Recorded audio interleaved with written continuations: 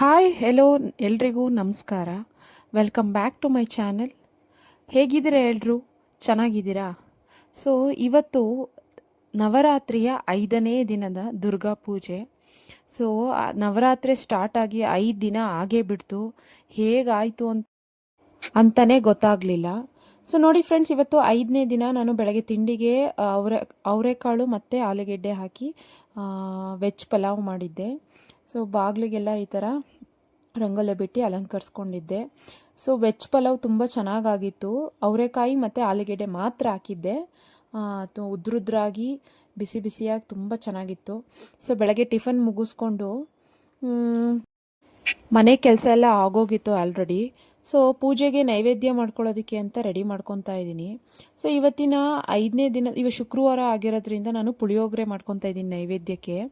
So ಶುಕ್ರವಾರಗಳಲ್ಲಿ ಹೆಣ್ದೇವ್ರಿಗೆ ಪೂಜೆ ಮಾಡ್ತಾಯಿದ್ರೆ, ಯಾವುದಾದ್ರೂ ಹಬ್ಬ ಹುಣ್ಣಿಮೆ ಏನಾದರೂ ಬಂದರೆ ನಾನು ಕಂಪಲ್ಸರಿ ಶುಕ್ರವಾರದೊತ್ತು ಏನಾದರೂ ಬಂದರೆ ಪುಳಿಯೋಗರೆನೇ ಮಾಡ್ತೀನಿ. ಸೊ ಅದು ಒಳ್ಳೆಯದಂತೆ. ಸೊ ಪುಳಿಯೋಗರೆಗೆ ಎಲ್ಲರೂ ಮಾಡೋ ಥರನೇ ನಾನು ಮಾಡ್ತೀನಿ. ಒಗ್ಗರಣೆಗೆ ಕಡಲೆಬೀಜ, ಕಡಲೆಬೇಳೆ, ಕರ್ಬೇವಿನ ಸೊಪ್ಪು, ಸಾಸಿವೆ, ಜೀರಿಗೆ ಹಾಕ್ಕೊಂಡಿದ್ದೀನಿ. ಸ್ವಲ್ಪ ಹಿಂಗೆ ಹಾಕಿದ್ದೀನಿ. ಅದಾದಮೇಲೆ ಈ ಕಡೆ ಹುಣಸೆ ಹಣ್ಣನ್ನು ನೆನೆಸಿಟ್ಕೊಂಡಿದ್ದೀನಿ ಸ್ವಲ್ಪ. ಅದನ್ನು ನೀಟಾಗಿ ಸ್ಮ್ಯಾಶ್ ಮಾಡಿ ರಸ ಮಾತ್ರ ತೆಕ್ಕೊತೀನಿ.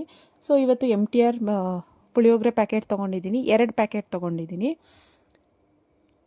ನೋಡಿ, ಗೊಜ್ಜು ಈ ಥರ ಸ್ವಲ್ಪ ಖಾರದ ಪುಡಿ, ಉಪ್ಪು ಹಾಕಿ ಪೌಡ್ರ್ ಹಾಕಿ ಈ ಥರ ಕುದಿಸ್ಕೊಬೇಕು. ಅದು ಚೆನ್ನಾಗಿ ಕುದಿಯೋವರೆಗೂ ಅದನ್ನು ಲಿಡ್ ಕ್ಲೋಸ್ ಮಾಡಿ ಅದನ್ನು ಕುದಿಯೋದಕ್ಕೆ ಬಿಡಬೇಕು. ಸೊ ಅದು ಚೆನ್ನಾಗಿ ಕುದ್ಮೇಲೆ ಎಣ್ಣೆ ಸೈಡಲ್ಲಿ ಎಣ್ಣೆ ಬಿಟ್ಕೊಳ್ಳುತ್ತೆ ಫ್ರೆಂಡ್ಸ್. ಎಣ್ಣೆ ಬಿಟ್ಕೊಂಡಿದೆ ಅಂದರೆ ಅದು ರೆಡಿ ಇದೆ ಅಂತ. ಪುಳಿಯೋಗರೆ ಗೊಜ್ಜು ಮಾಡುವಾಗ ಮರೀದಂಗೆ ಸ್ವಲ್ಪ ಬೆಲ್ಲ ಹಾಕಿ ತುಂಬ ಚೆನ್ನಾಗಿರುತ್ತೆ ಟೇಸ್ಟು. ಸೊ ಅದಾದಮೇಲೆ ತಣ್ಣಗೆ ಬಿಸಿ ಅನ್ನ ಮಾಡಿಕೊಂಡು ಅದನ್ನು ಆರೋವರೆಗೂ ಕಾದಿ ಅದು ಆದಮೇಲೆ ಕಲಸಿ, ಬಿಸಿ ಅನ್ನಕ್ಕೆ ಕಲಸಿದ್ರೆ ಅದು ಯಾವಾಗಲೂ ಮುದ್ದೆ ಹಂಗೆ ಆಗ್ಬಿಡುತ್ತೆ. ಅನ್ನನ ಆರಕ್ಕೆ ಬಿಟ್ಟು ಆಮೇಲೆ ಗೊಜ್ಜಲ್ಲಿ ಕಳಿಸಿ ತುಂಬ ಚೆನ್ನಾಗಾಗುತ್ತೆ. ಸೊ ಇವತ್ತು ಸ್ಕಂದಮಾತಾ ತಾಯಿಯ ಅಲಂಕಾರ ಆಗಿರೋದ್ರಿಂದ ಇವತ್ತು ಬಣ್ಣ ಹಸಿರು ಆ್ಯಕ್ಚುಲಿ. ಸೊ ಹಸಿರಾಗಿರೋದ್ರಿಂದ ನೋಡಿ, ಗ್ರೀನ್ ಸೀರೆ ಹಾಕ್ಕೊಂಡಿದ್ದೀನಿ, ಬಾರ್ಡರ್ ಸೀರೆ, ರೇಷ್ಮೆ ಸೀರೆ ಹಾಕ್ಕೊಂಡಿದ್ದೀನಿ. ಗ್ರೀನ್ ಹೂವು ಮುಡಿಸ್ಲಿಕ್ಕೆ ತುಳಸಿ ತರಿಸ್ಕೊಂಡಿದ್ದೀನಿ. ಇವತ್ತು ವಿಶೇಷವಾಗಿ ತುಳಸಿ ಮುಡಿಸಿ ಪೂಜೆ ಮಾಡ್ತಾಯಿದ್ದೀನಿ. ನೆನ್ಪಿಟ್ಕೊಳ್ಳಿ, ಯಾವಾಗ್ಲೂ ನಾನಲ್ಲಿ ಗಣೇಶನ ಮೂರ್ತಿಗೆ ತುಳಸಿ ಮುಡಿಸಿಲ್ಲ ನೋಡಿ ಫ್ರೆಂಡ್ಸ್. ಶಾವಂತಿಗೆ ಮುಡಿಸಿದ್ದೀನಿ. ಗಣೇಶನಿಗೆ ತುಳಸಿ ಮುಡಿಸ್ಬಾರ್ದಂತೆ. ಹಾಗಾಗಿ ನಾನು ತುಳಸಿ ಮುಡಿಸಿಲ್ಲ. ಯಾಕೆ ಮುಡಿಸ್ಬಾರ್ದು ಏನು ಅಂತ ಪುರಾಣ ತೆಗೆದು ನೋಡಿ, ಅದು ನಿಮಗೆ ಬ್ರೌಸ್ ಮಾಡಿ ನೋಡಿದ್ರೆ ಗೊತ್ತಾಗುತ್ತೆ. ಅದು ತುಳಸಿಗೂ ಗಣೇಶನಿಗೂ ಸ್ವಲ್ಪ ಬರಲ್ಲ, ಕಿರೀಕು ಇರಲಿ. ಅದನ್ನು ನೀವು ಬ್ರೌಸ್ ಮಾಡಿ ತಿಳ್ಕೊಳ್ಳಿ. ಅದನ್ನು ಹೇಳೋಕ್ಕಾಗೋದಿಲ್ಲ ಈ ವಿಡಿಯೋದಲ್ಲಿ, ತುಂಬ ಲಾಂಗ್ ಆಗುತ್ತೆ. ಅದಾದಮೇಲೆ ನಾನು ಪೂಜೆಗೆಲ್ಲ ತಯಾರಿ ಮಾಡ್ಕೊತಾ ಇದ್ದೀನಿ. ಮನೆಯಲ್ಲಿ ಪೂಜೆ ಮಾಡಿ ಸ್ವಲ್ಪ ಫೋಟೋಸು ತೊಗೊಂಡೆ.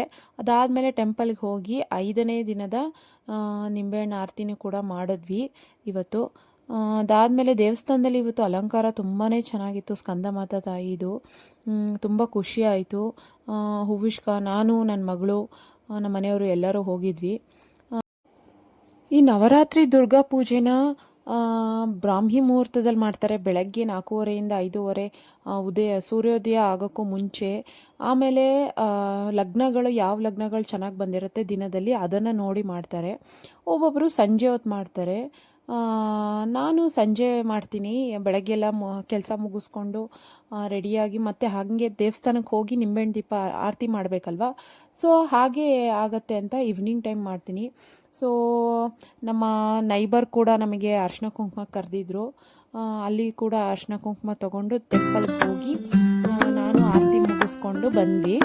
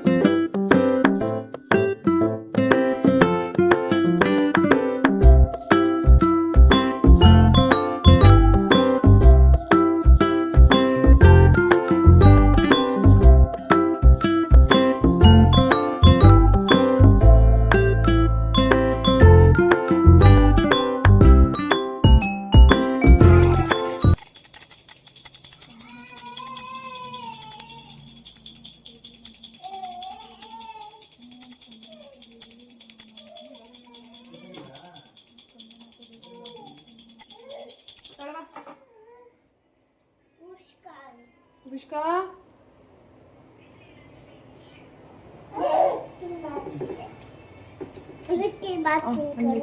ನೀನು ಬಾಕು.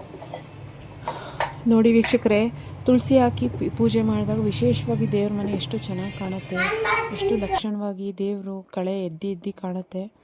ಸೊ ಪುಳಿಯೋಗರೆ ನೈವೇದ್ಯ ಮಾಡಿ ಇವತ್ತು ಶುಕ್ರವಾರದ ಪೂಜೆ ಮುಗಿಸ್ಕೊಂಡು ದೇವಸ್ಥಾನಕ್ಕೆ ಹೊರಟಿದ್ದೀನಿ. ದೇವಸ್ಥಾನಕ್ಕೆ ಹೋಗಿ ಬೇಗ ಆರತಿ ತಟ್ಟೆ ಎಲ್ಲ ರೆಡಿ ಮಾಡ್ಕೊಂಡ್ವಿ. ನಮ್ಮ ಮನೆಯವರು ಅದನ್ನೇನು ಕ್ಯಾಪ್ಚರ್ ಮಾಡಿಲ್ಲ.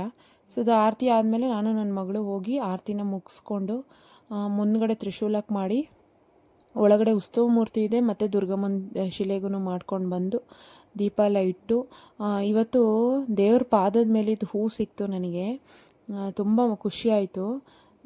ಅವರು ಪಕ್ಕದಲ್ಲಿದ್ದವ್ರು ಯಾರೋ ಕೇಳಿದ್ರು ಅನಿಸುತ್ತೆ, ಅವ್ರಿಗೆ ಮೇಲಿದ್ದಿದ್ದು ಕೊಟ್ಟರು, ನನಗೆ ಪಾದದ ಮೇಲಿದ್ದಿದ್ದು ಹೂನೇ ಕೊಟ್ಟರು. ಸೊ ಖುಷಿ ಆಯಿತು. ಅದನ್ನು ತಗೊಂಡು ಒಂದಿಬ್ಬರಿಗೆ ಅರ್ಶಿನ ಕುಂಕುಮ ಕೊಟ್ಕೊಂಡು. ಸೊ ಹೀಗಿತ್ತು ಇವತ್ತಿನ ವ್ಲಾಗ್. ನಿಮಗೂ ಕೂಡ ಈ ವಿಡಿಯೋ ಇಷ್ಟ ಆಗಿದರೆ ಲೈಕ್ ಮಾಡಿ, ಶೇರ್ ಮಾಡಿ, ಕಮೆಂಟ್ ಮಾಡಿ. ನನ್ನ ನೆಕ್ಸ್ಟ್ ವೀಡಿಯೋಗೋಸ್ಕರ ಕಾಯ್ತಾ ಇರಿ. Thank you.